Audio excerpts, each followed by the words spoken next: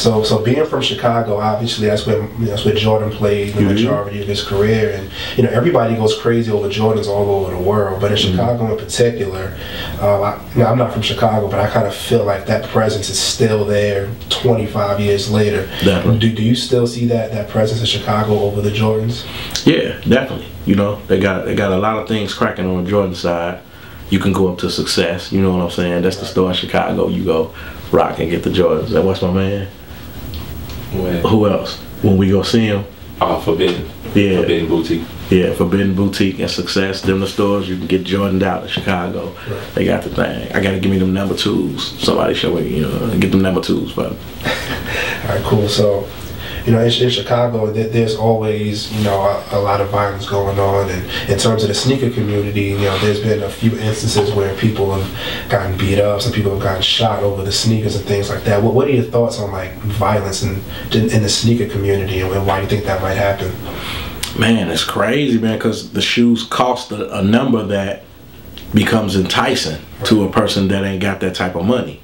So nobody wants to run around and snatch your $20, $30 sneakers, but as soon as you could take something directly off somebody's feet and go get $200, $150 for it, that's when it turns to something else, So I just think just how expensive something can definitely play a big part. And when you got two things that you can just slip right off somebody's feet and go get that money, it becomes a lick. So you got to be careful when you rock those type of shoes. Have you ever experienced something like that, or have you seen it go down? Man, hell yeah, man. I got upped on for my shoes before, man.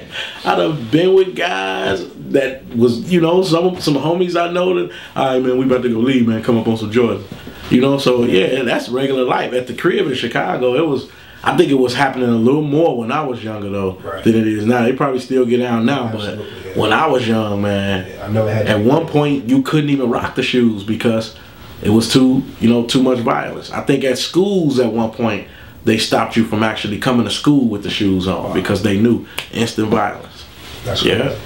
All right, so a fellow Chicago rapper, Lupe Fiasco, he tweeted earlier in the summer this year that Jordans were getting played out. Do you agree with that at all, or do you see Jordans ever getting played out?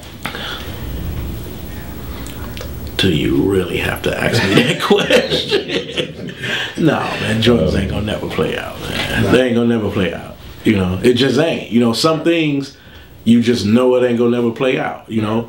Will people stop buying Elvis memorabilia? No, you know what I'm saying?